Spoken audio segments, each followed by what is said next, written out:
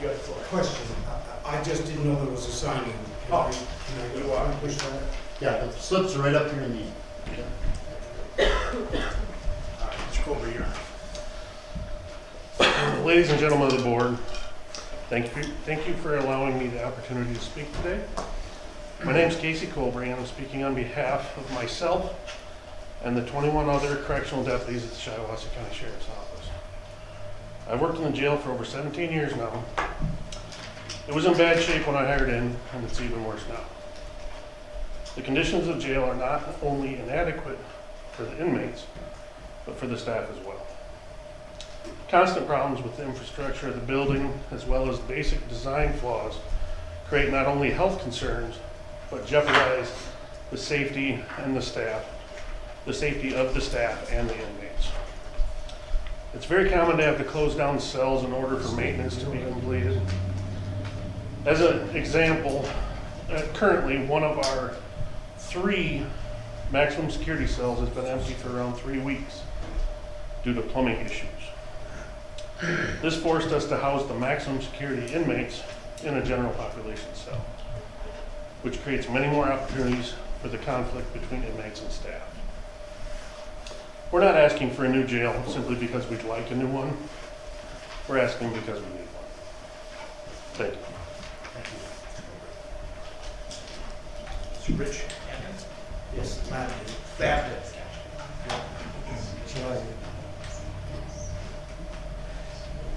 Yes, I want to speak against the money for the new jail because I think that it would be a misspending of community funds. Principally, I'm against mass incarceration, which is what this country has become. There's no other country like it that any of us would ever want to live in that is like this country, putting people in jail by the tens and tens and tens of thousands. The money could be much better spent on addressing some basic underlying problems that this poor county faces. The fact of the matter is, I think no one would argue with, is that a good percentage, a significant percentage of the people in jail are there for mental health reasons, for drug addiction reasons, social issues, public health issues. And the jail is ill-equipped to deal with the mentally ill, poorly equipped to deal with addiction and other social issues as well. I think the county jumped the gun by looking at the feasibility of a new jail rather than asking the question, what's the underlying problem that we need to build a 224 bed jail? What's going on? How is that to be understood? Nobody seems to have asked that. You just want to rush and spend community money on a jail that isn't going to make the community any better. And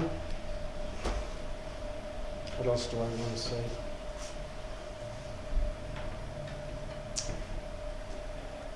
It's my guess, and I've stated so in a letter to the Argus, that there's a very good chance that you could reduce the census to 100 at the present location by just letting out people who don't need to be there, that can be safe in the community with any number of accommodations, house arrest, electronic bracelets. There are others. None of those seem to be considered. Why do we need 224? It's a money-making organization, enterprise. That's what it is. Let's be honest. You don't go, when the population of this county stays the same at 70,000 for the life of that jail, 56 years as I understand it, and you want to go from 47 to 224, how is that to be understood? What's the underlying ugly truth there? And the fact of the matter is that in the new jail you're going to tout, it will not be any better place to to incarcerate, I should say, the addicted and the mentally ill. You won't be able to do it safely. You can't do it safely now. That's evident by the death of the 32-year-old woman who died in county custody. And I'm wondering how much of that incident was really looked at. I've been in fields where after an incident like that, there's a full-blown after-action investigation and report. I bet there isn't one here. There's just a rush to get a new jail. The fact of the matter is that Judge Stewart, the prosecutor, and all law enforcement cannot put addicts and mentally ill in institutions like jails and prisons and keep them safe. That's just shown. And where are we going to get the extra people to fill, because I don't imagine we're going to be able to lock up everybody in Shiawassee. We'll get them from someplace east of here, I bet. It's a money-making organization, enterprise. Thank you. Thank you, Mr. Ladman. At this time, is there anybody else who would like to address the County Board of Commissioners? There will be a second opportunity at the end of the meeting. All right, with that, we'll move on to the presentation on the new county jail plans. Who's up? Mr. Sheriff, do you have the floor? I didn't hear you read the agenda, but yes, I do have several things to say. And honestly, it's nice to know that this gentleman and I share the same common ground. Excuse me. I'm not sure we do. Mr. Please, Well- Mr. Lambert, Sir. you cannot talk. And I'll explain myself further. First of all, I'd like to reiterate some of the findings of the Michigan Department of Corrections when they came into our facility. I know you've been provided a copy of this last year, but I will highlight some of the major issues that they found were with plumbing, heating and cooling, electrical, roofing. The cells are in terrible condition. There's standing water, there's mold, there's no access to daylight, the ventilation is poor. It is not efficient by any means. Even the locks in the facility are so outdated, there's no one to service them in the state of Michigan. This is the 9th oldest jail in the state of Michigan. It was built in 1963, originally for 47 people. We now house 132 people. For almost my entire career, I can tell you many, many times that jail has been overcrowded. We are not in compliance with the Michigan Department of Corrections right now. We came to you and asked for a feasibility study. The summary of that feasibility study is the same findings that it was 20 years ago when one was done. And that is that it is not feasible to continue use of the jail, that all systems are beyond their useful life, that the building is operational dysfunctional and staff inefficient, and that because of its design and overcrowding and things like that, our ability to comply with state standards is just at a minimum. The cost of renovation exceeds the cost of new construction. So as my constitutional duty, when I looked at what we needed to do with our county jail, I felt that it was my duty to be transparent and point this stuff out to the citizens of Shiawassee County. And I'm asking you to push this forward to let the people of Shiawassee County make that decision if they want a county jail to be humane, to be one that lessens the liability of the county. And when I spoke of this gentleman, he pointed out everything that I've addressed with my partnership with Shiawassee County Health and Wellness. I have the Chief Executive Director here tonight, Lindsay Hall. She was anxious when she met with us to know that that's what we want to do. We know that there's mental health people in there. Her programs are designed to treat that, to treat those people, to screen them when they come in. This will be a state-of-the-art facility, none like Shiawassee County has ever seen before. And to be able to do that and to treat the drug addiction problem that's going on right now, and to treat the alcoholism and to maybe give skills that will make people be able to get jobs and market themselves better to employers. These are all things we want to do to stop recidivism, so we are on the very same common ground. And I'm hoping that I'm able to address some of these issues through the program. So I will ask you to please to move this forward for the sake of Shiawassee County. I know not everybody's going to be a yes on this. I get it. It's you know, people work hard for the money. They may not want the money to go to jail. They might want to see it go somewhere else, but at some point in time, you know, we have to do something. I mean, we risk possibly being closed down or suffering a lawsuit or even worse. So, okay? Thank you. All right, let's move on to the jail presentation. Certainly. Is it okay if I present from over Absolutely. this area? Okay. By way of introduction, I'm Joe Marak with Securtecture, corrections consultant to Bison Associates. With me tonight is Kyle Kirsteins. Kyle Kirsteins is the corrections project manager at Bison Associates. And as you might remember, last October or so, we presented the results of the feasibility study. And, you know, the sheriff summarized it pretty well. The fact is, regardless if you want to build a jail or not, your existing jail is obsolete from an operations standpoint and a functional standpoint. And the cost of fixing it exceeds the cost of a new building. It doesn't meet the standards, the Michigan Department of Corrections standards. Physically, it's in very poor condition, and it's virtually impossible to repair it while you're using it for a jail. So what we're going to be presenting to you tonight is a little bit of a furtherment, a little more development of what this jail might be, what it might look like, based upon the needs of the feasibility study. And a couple of things, again, in summarization, this new building has about 62,000 square feet in it, as compared to your existing jail of about 26,000 square feet. In addition, the cost of the project will include a sally port and a holding facility for the court.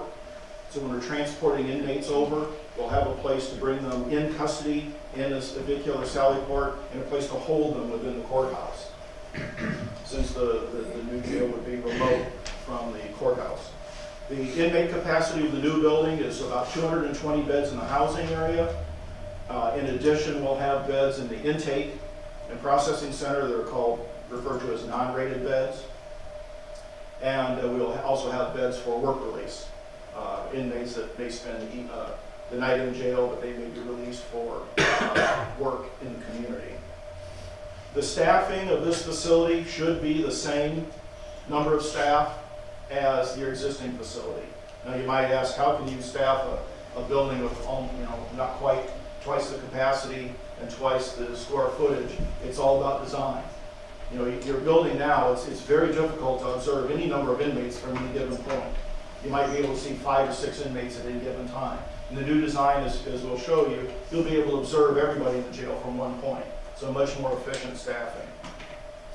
And we project that the operational cost of this new facility is only $231,000 more than your existing staff. That includes utilities, food for additional inmates, and things like that. And if there's the opportunity to bring in inmates from other counties, you can offset that cost until such time your capacity exceeds that. The other thing about the planning of the jail, the 220 beds represents what we believe to be a 20-year need. 20 beds isn't your need today. It's your need projected for the future. So we're planning for the future. We're planning for a lot of opportunities that will present themselves, and we may not know what those are yet. So there's flexibility built into this. So I'll begin with the site plan. The site of our building is the site at the probation and parole building, which is this building right here. We're utilizing the existing drive and improving that. We're putting the building in the back of the site. So one of the things that we have learned from history is we always allow for expansion. So the building is being sited on the site in such a manner that we can expand the building in the future, should it be necessary, because we don't want to paint ourselves in a corner. And then basic infrastructure, such as the kitchen and the laundry, are all sized to accommodate the future capacity. Because it's hard to add on to a kitchen. It's hard to add on to a laundry. It's hard to add on, certain central infrastructure to a building in the future, so we want to plan for that now. So we have public parking in the front of the building, we have staff parking on the side of the building, and behind the building, we have several components. The vehicular sally port, where in-custody prisoners are brought in, will be brought in out of sight from the public on the back side of the building.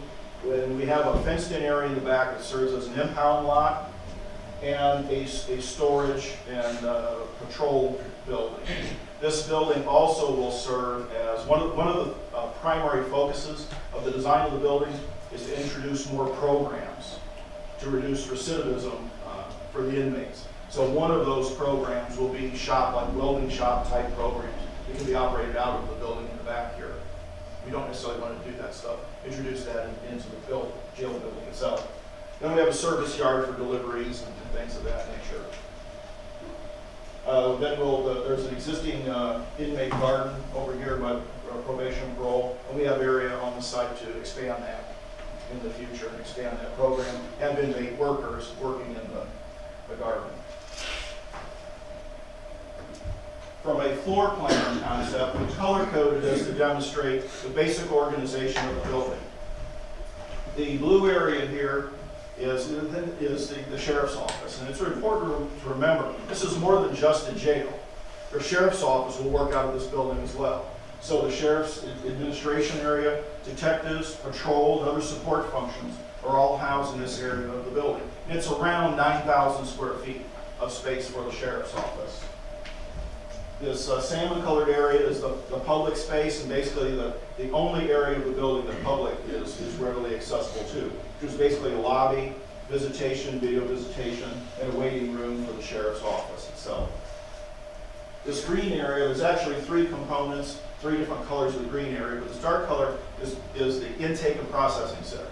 When inmates are brought into the facility, in custody, they're brought in through a vehicular sally port, they're processed here, and they're held in any number of cells, either single, like a detox cell, or a two-person or group holding cells, are all at intake. One of the important components of this intake center is we have a light green area labeled juvenile here and medical. This juvenile area is designed for either juvenile or mental health holding. Because when the mentally ill are brought into the jail, we may or may not want to house them directly in a cell. We want to have a step-down facility of some type that they can be stabilized in this area and closely supervised by staff in an environment that's a little more normalized than a typical intake center. And so if we have, on rare occasions, we have juveniles in here, this area will be used for juveniles. The majority of the time will probably be used for people with mental health issues. Then the medical component is placed immediately adjacent to the intake and the mental health and juvenile area, because these people will be screened immediately upon being brought into the jail. This component here is the general housing component. Basically, it's basically a pie-shaped area with multiple inmate housing components. So there's a combination of two-person cells, four-person cells. There's a handful of dormitories here for the inmate workers. And again, the inmate workers are the people that work in the kitchen and the laundry in the facility, or that might go out to a regular job in the community, or might work out in the garden in the back. So these people have a little more freedom. Their housing is a little more flexible than that in general housing. But above, on the second floor here, as you can see, this red dot is the control room. So this is the second floor, the second, or a mezzanine floor that sits on top of the first floor. And from this control room, as you can see, we have perfect sight lines into all of the housing areas, each cell block. And this area here is our indoor-outdoor recreation. So we have a space that has an operable wall in it that can function on a nice day as an outdoor recreation space. On a cold day like we had about a week or so ago, that screen would be shut, the door would be shut, and it would be functioning as indoor recreation space. Also, we've got 3 classrooms and a library for programs. Again, the sheriff hit very hard. We want to have programs for the inmates while we're here, so we keep them from coming back. So we've got 3 classrooms all built within the inmate housing unit, so we don't have to move them very far out of their housing component. The classrooms and the library are close to the public entrance, so when volunteers come in to pass library or do counseling or conduct classes, it's right off of the public lobby as well. So the community can access this fairly easily for those volunteers, but yet we don't have to move the inmates very far. And the kitchen and laundry is on the back side of the building where we have that service yard. And it's housed in such a manner that if we would need to expand the jail again in the future, the kitchen and the laundry, those support functions are actually in between all of the housing where most of that demand is.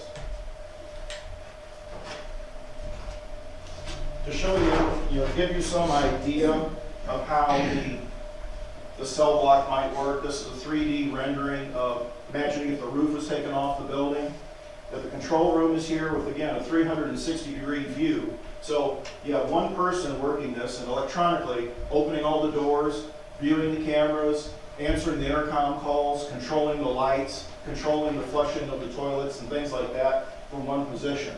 Then you have staff moving around the building on the floor, but everything's controlled from this central control in the housing area. But as you can see, there's no blind spots. It's very open.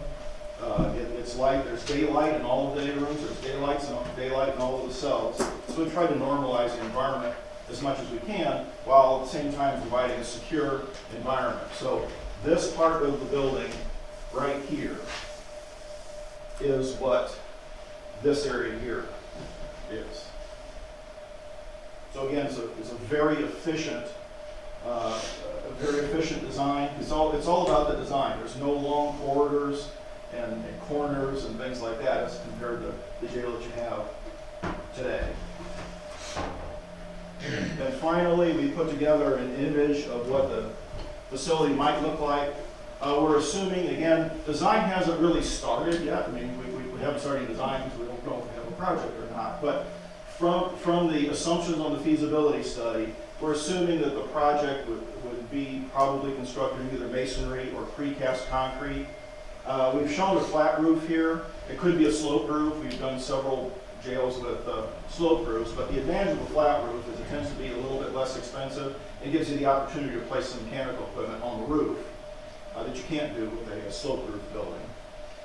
But essentially, the building has a central public lobby. This glass area right here is the public lobby. To the right side is the inmate housing component. To the left side is the sheriff's office and support functions of the building. So that's it in a nutshell, and I'd be happy to entertain any questions that you might have. The commissioners have questions at this time? Are we also going to hear a presentation about the actual bond amount? Is somebody here from PFM? Is that part of the presentation We'll tonight? pull that up. Unfortunately, he wasn't able to make it. I don't know if it was the weather. I'm going to try back here tomorrow, Okay, and he'll be able to answer those questions in okay, relation to that. thank you, thanks.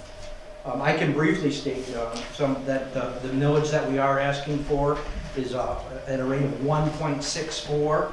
The 1.64 millage rate will support the cost, the construction of the jail. It will also support the anticipated increased operational costs of the new jail due to it being larger. But that cost can be offset. And then the programs that we talked about, and I'd like, if we have a little extra time here, to have Ms. Hall speak about those programs that they'll be able to provide, and again, is covered in what we're talking about here today. So if I could introduce Ms. Lindsay Hall, she's the Chief Executive Officer of the Shiawassee County Health and Wellness. Let me just stay over here by these I can. So in reality, we're working with the Sheriff's Department in the jail right now. But the issue is the limitation on space and funding. We don't receive any funding to provide services in the jail. We're Medicaid funded, and that's folks who are in jail are not Medicaid eligible. So we're limited in what we can do. We also know that if we started providing services, we could reduce recidivism. We could help folks become productive citizens. We could change the course of their future. So this is really exciting to have a sheriff that's interested in addressing the mental health and the substance use disorder issues that are happening at least 17% of the folks who are booked into the jail. So we have an opportunity if we can get a better space. Right now, when our clinicians go to work in the jail, there isn't a really good place to meet with them. There's no good place to hold a group. So if there was a spot to do that in, we could do assessments for folks who come into the jail to determine, do they need treatment for severe and persistent mental illness? Do they need treatment to address a substance use disorder? Can we get them connected to treatment, and when they get released, because at some point they'll be released, do we have something in place to make sure that they're getting connected to available community resources? That doesn't happen very well right now because we don't have the funding to do it and we don't have the infrastructure to do it. So this project would really put this community forward in being able to address some of the needs of our citizens. Do you have any specific questions, or does that cover it? Any questions? It's a lot. Wait till the end. I would just like to add, we talked about a 17% mental health rate in the jail, but the drug and alcohol problem possibly reaches as high as 70-some%. So there is a great deal of need for those programs, and the flexibility that we have built in these programs they can be adapted as to what we see. So if somebody may be required to take an anger management class, if that's beneficial to them. So, and again, if we talk about vocational skills, if the community needs welders, we're able to teach welding, or if it's possibly small engine repair. But these are many, many trades, things like that, that they can acquire while they're in their jail, and then when they're released, use it to market themselves. So, I do have a question for Lindsay. Does Shiawassee Health and Wellness provide substance abuse treatment when there is only substance abuse issues, or is it always co-occurring? So we have a license to provide substance use disorder treatment. We provide it as when it's co-occurring right now. If the person has a primary substance use disorder, we would make a referral to a available community resource. And so will that be true with the jail, or will you have dedicated people? Because if only 17% are mental health issues, we know that much higher number of people are substance use. And so I think there's an opportunity to really address substance use and get creative here. We know that our partners in Oakland County have a medically assisted treatment program happening in their jail. That's a partnership between substance use providers, the CMHs, and the Sheriff's Department. so you coordinate those services rather than directly provide them? I think in our proposal, I think we have an opportunity to work through what staff makes the most sense as we get moving in that direction, if we have the opportunity to. Thank you. All right, any other questions at this time? We'll have another opportunity to ask those types of questions on item B, the finance and administration portion of the meeting. So at this time, thank you, Mr. Sheriff, and everyone else who was involved in the presentation. And at this time, we will now move on to the economic and physical development portion of this meeting. Commissioner Horvath. Thank you. Motion to consider approving the discharge of a rehabilitation mortgage dated December 14th, 2009, executed by Tina Cole, a single woman, of 811 East Comstock Street, Shiawassee, Michigan, 4867, and authorize the board chair to execute all necessary documents. Support. Motion. Commissioner Coleman, second. This item is open for discussion. Hearing none, all in favor of moving item A on to tomorrow for the final vote, signify by saying aye. Aye. Any opposed, same sign. Motion carries. Motion to consider approving a farmland PA 116 agreement for Bruce and Cynthia Bitterman for property located in New Haven Township, parcel 003-04-100-004-01. Support. The motion, we have a second. Item is open for discussion. Two questions. Hearing none, all in favor of item B, moving it on, signify by saying aye. Aye. Any opposed, same sign. Motion carries. Motion to consider approving a farmland PA 116 agreement for Bruce and Cynthia Bitterman for property located in New Haven Township, parcel 003-05-200-005. Support.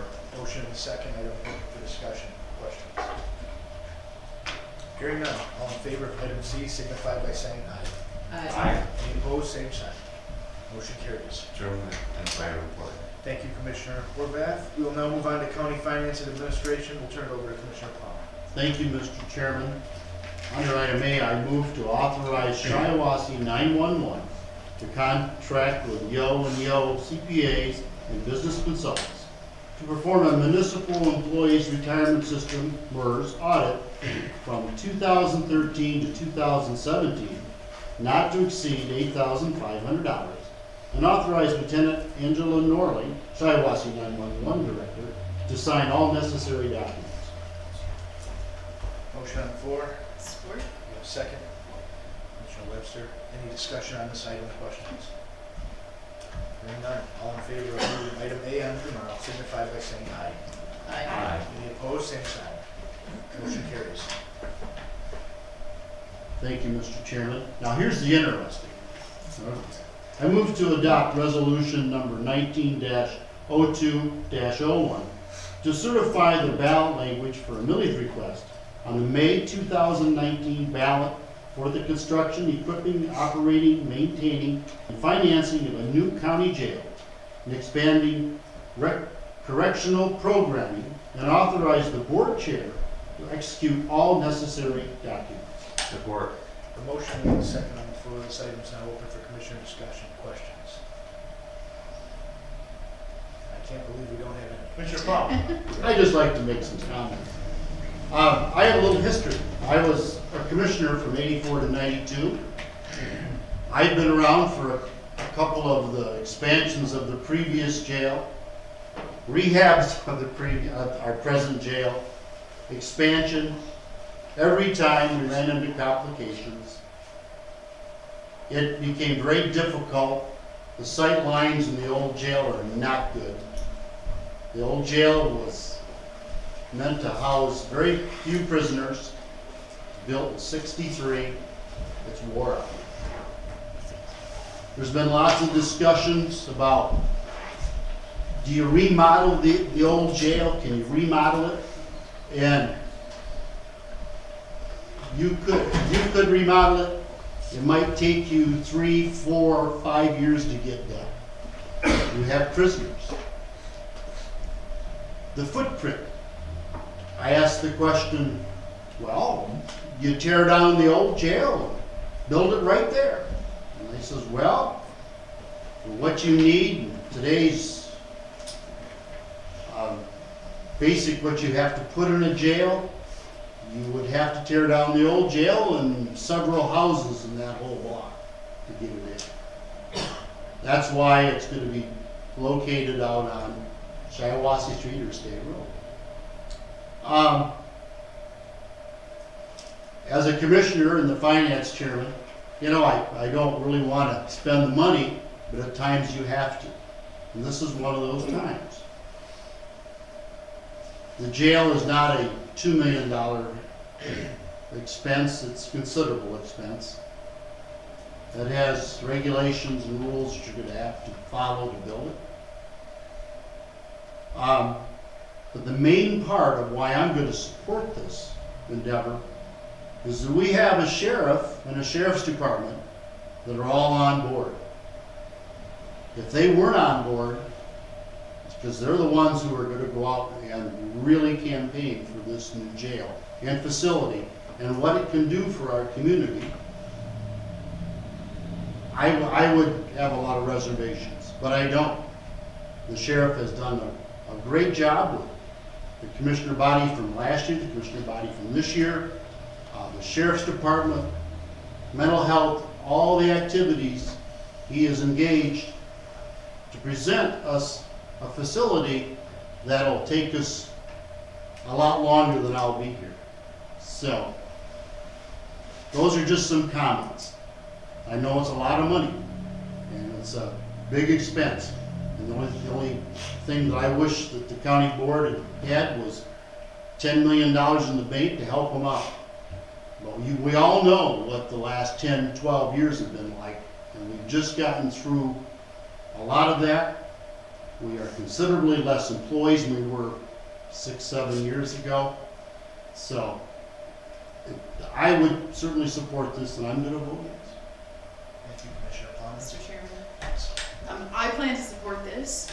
I do, as I expressed at finance the other night, I have some concern about the fact that we have $500,000 per year for 20 years for operations and programs, which I would be concerned about how we are going to pay for those after the 20-year millage is done. So I know that we've talked about additional prisoners and additional money coming in, but we're going to have to be very conscientious about making sure that any money that is made from the jail would be reserved for sustaining that additional $500,000 that the county is going to incur 20 years from now when the millage is done. How will we pay for operations and programming in year 21? We can't forget about that. And is that an additional $500,000 per year? That's what yes, it is. That's what's in the millage. There is $500,000. And that's why I wish someone was Additional from PF. the operating that we have right now. Yes, and that's what the presentation was, that there's a $231,917 for operations and then $250 for programming. So those two things are not physical plant. That's $500,000 per year for expendables, basically. It's not going to be the physical plant. So you have to make sure that when that 20-year millage is done, that you have a way to pay for, or the programs go away. You don't have the $250,000. Now, will we We don't find have those grants? programs now. That's right. But if you add $250,000 worth of programs and pay for them for 20 years, 20 years from now, you'll have to find a way to pay for those. Or we don't have them. Or we don't have them. So that, I'm just talking about the sustainability. Are we gonna have, just keeping that in mind as we earn money from this jail? Or whatever, that doesn't just go into general fund, but that we know we don't wanna leave another board of commissioners sitting and scratching their heads like we have over some issues about, wow, why did they do that to us 20 years ago? It's $500,000 a year, and we have to be mindful of it. But I do plan to support it. Comments? Richard Holzhaus. Yeah, I've been on the board for quite a few years. This will make my ninth year. We've been struggling lots of times. This year we're also taking $1,555,000 out of the delinquent tax fund just to balance the budget. And I guess my feeling, I think we need a new jail. I think we should, spend it. It's up to the taxpayers.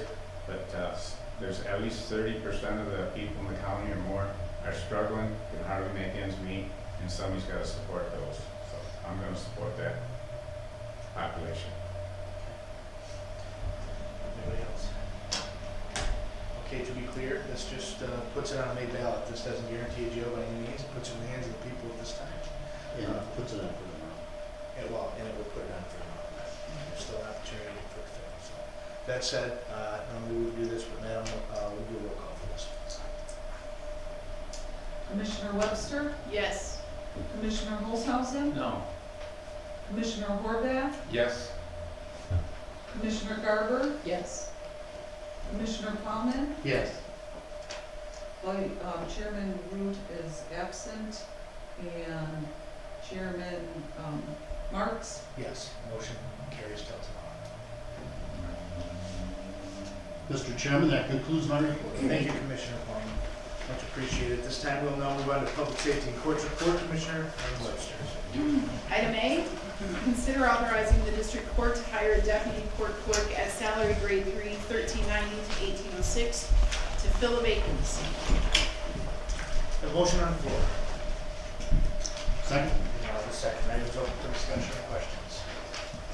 Hearing none. Public Safety and Courts, item A, all in favor of moving on to tomorrow, signify by saying aye. Aye. Any opposed, same sign. Motion carries.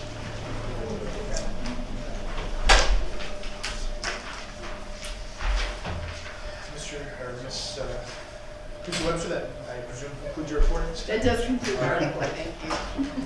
Perfect. And at this time, we will now move on to Health and Human Services, Commissioner Garber. Thank you. Item A, consider appointing Ralph Wienigans to the Valley Area Agency on Aging Board of Directors as a senior representative to fill a vacancy effective immediately and expiring on 12/31/19, or until a successor is appointed, and authorize the board chair to execute all necessary documents. Support. Motion, we have a second from Commissioner Horvath. Any discussion on this item? Questions? Hearing none. All in favor of moving on to tomorrow, signify by saying aye. Any opposed, same sign. Motion carries. Item B, consider adopting the MERS defined benefit plan agreements to establish a defined contribution plan for all new hires in the Shiawassee County Medical Care Facility, and authorize the board chair to execute all necessary documents. Support. The motion, we have a second. Any commissioner discussion on the item? Without any, put it to vote. All in favor of item B, moving it on to tomorrow, signify by saying aye. Aye. Any opposed, same sign. Motion carries. Item C, consider adopting the MERS resolution establishing authorized signatories for MERS contracts and service credit purchase approvals, authorizing the SCMCF administrator to execute future documents, and authorize the board chair to execute the same. Support. Motion, we have a second. Questions or discussion on this item? Hearing none, rather, we will vote to move it on to tomorrow for the final vote. Any? Nope. All right, item C, all in favor, signify by saying aye. Aye. Any opposed, same sign. Motion carries to tomorrow. All right. Commissioner Garber, I presume that concludes your report? Yes, it does, thank you. This time, we'll move on to the chairperson report very quickly.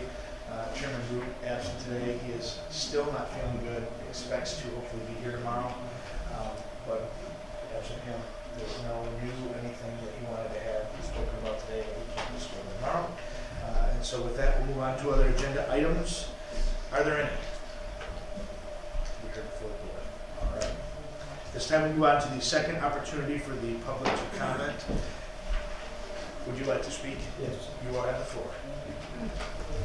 I don't really have much more to say than I've already said, but I do wonder, what is the exposure for the county for the fairly tragic death of the inmate? Is that an ongoing legal issue that the county is going to be hit with at some point? Yeah, I don't think I can speak on that issue, to be honest with you, but The county commissioners can't speak to that? There's a, coordinator here, and we'll have you take that question off the floor, so when we dismiss, he's the one to ask on that, we can discuss that with you. Off the floor? Yes, sir. Any other discussion? And just one other thing. Let it be understood that as long as you're sending addicts to jail, you can't keep them safe, because even if you buy that $500,000 machine, you will not do it. I've worked with addicts, it doesn't work. And the sheriff, and none of you here can say it, you can keep them safe. And be honest about it.